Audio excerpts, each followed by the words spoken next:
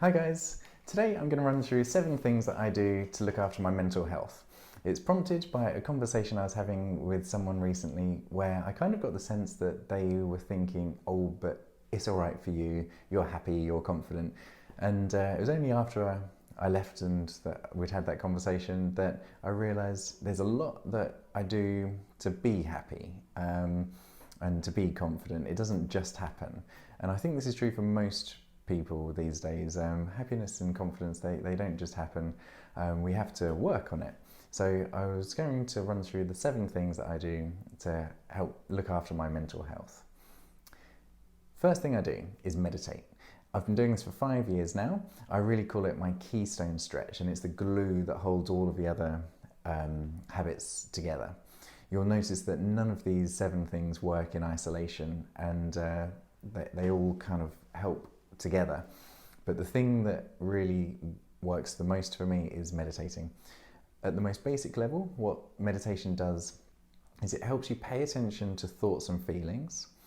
Notice that they just arise on their own, and we just live in this sea of thoughts and feelings that just keep coming and going.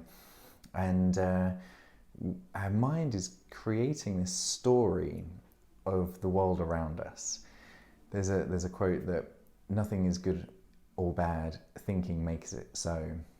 And it really is our mind that turns a situation into either a positive one or a negative one. By paying attention to our thoughts and our feelings, we are able to step out of that story and just notice our present experience. And particularly in bad situations, our present experience is never actually as bad as the story is making it out to be. So if we can just be the observer of the story and our thoughts and our feelings that come with it, it has less of a hold on us, and we're able to move forwards with positive steps. Step number 2 is I've read a lot about the philosophical branch of Stoicism. Stoicism is a philosophical arm that was created 2,500 years ago, but many business owners and authors and even sports teams are bringing it back to popularity now. There are a couple of key threads to it. The first thread is understanding what is in your control and what isn't, and only caring about what is in your control. When we get quite reductionist on this, the only things that are in our control are our thoughts and our actions. So things that are not in your control is what other people think about you, how successful you're going to be, the success of any particular health habit or any particular business decision that is not in your control. The only things you can control are the actions you take, the habits you make, and how you think about anything at any given time. So we just need to let go of any attachment to the outcome and any attachment to what anyone else thinks of us. Not in our control. Don't worry about it.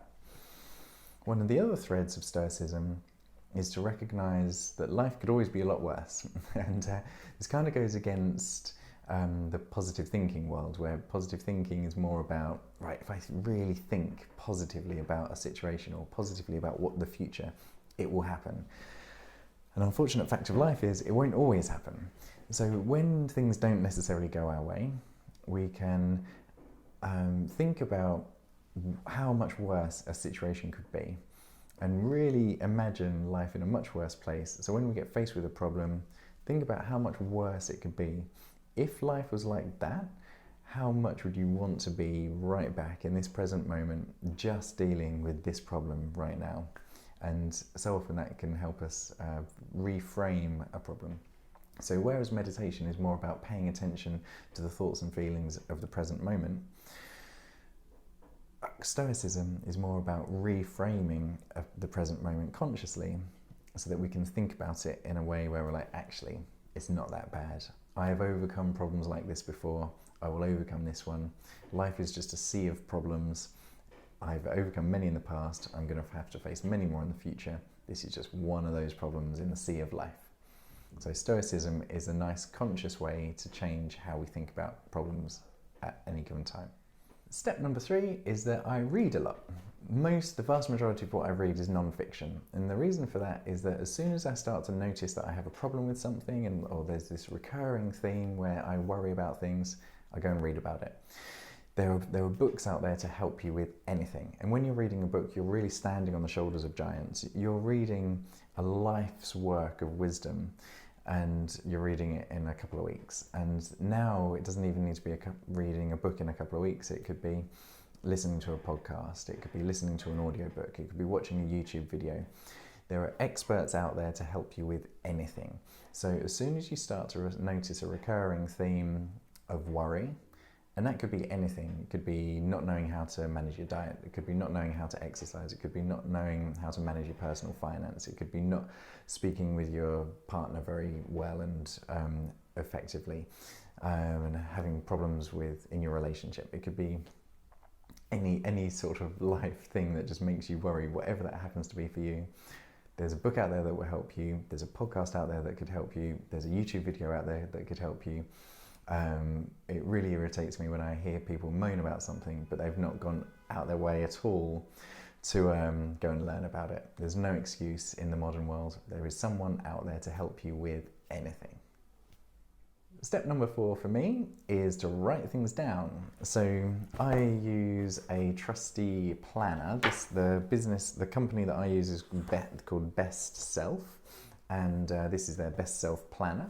And it gives you lots of areas in the book. So this is, I brainstorm each week, and then I put that into a weekly Monday to Sunday time. So I time block for the week. This also has a handy monthly habit tracker. So this is 1 month, and then I write down the habits that really matter to me this month, and then I tick them off as the month goes on. And the joy of writing things down is that sometimes in life we just forget what we want to be doing, and one of the things that makes me most unhappy is when I know I wanted to do something and I just don't get it done. I might just forget to get something done, or I might procrastinate. So writing it down, ticking it off, gives me this visual reminder of what I want to do in life and that I'm going to get it done. And knowing that I've done the things that matter to me really is one of the small things that makes me happy. Step number 5 is to exercise. It's been highly documented that exercise impacts our mental health. So I won't go on too much about it. This is kind of common knowledge, but all I'll say is you get extra points if it's fun, if you're doing it with other people, if it's outside, and if it's hard. On that last point, not all your exercise has to be hard. I also like to do low intensity exercise and very relaxing forms of exercise. But when it's hard, that helps give you that mental resilience that you know you can overcome things. So at least some of your exercise, I would say, has to be tough, and overcoming it means that you're a tough person as well. So extra points if it's fun, outside, with other people, and hard. Point number 6 kind of carries on from that last point, which is to do hard things. Consciously and actively put yourself in uncomfortable situations. So I do this with some of the exercise that I do, put myself into really tough situations and hard and painful forms of exercise. I also do things like have a cold shower, and in the morning go have a nice warm shower, and then at the end turn it down to ice cold, and then you're deliberately putting yourself into an uncomfortable situation and taking yourself out your comfort zone. The benefit of this is that when you're not in control and life puts you into an uncomfortable position, you know that you're resilient. You know that you deliberately choose discomfort. So any external unchosen discomfort isn't going to harm you as much. You can overcome this. So deliberate discomfort, conscious discomfort, is actually something that helps you when it isn't in your control and just the sea of problems that life throws at us come our way. We know that we can cope with them. And point number 7, the final point, is to create a tribe. Have a good group of people around you.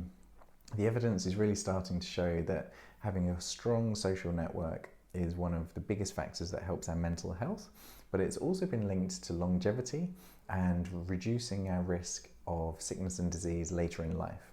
So being good to your family, really going out your way to help your family, having a tribe of friends. If you can tie your tribe in with some of the other things, like sport and exercise in particular, that can really help.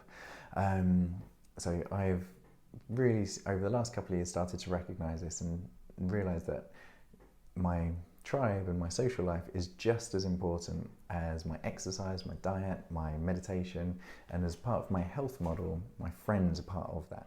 So those 7 things, none of those work in isolation, but using them all together can really help me step out my own story and my own mind's chatter. It can reframe things positively.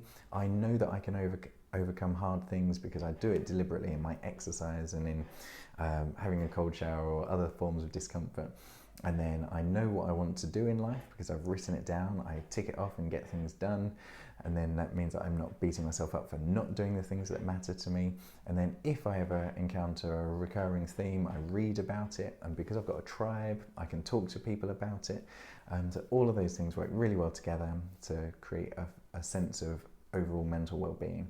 So I really hope that helps you as well. But as always, if you do other things that help you, comment below, or if you've got any questions about it at all, comment below.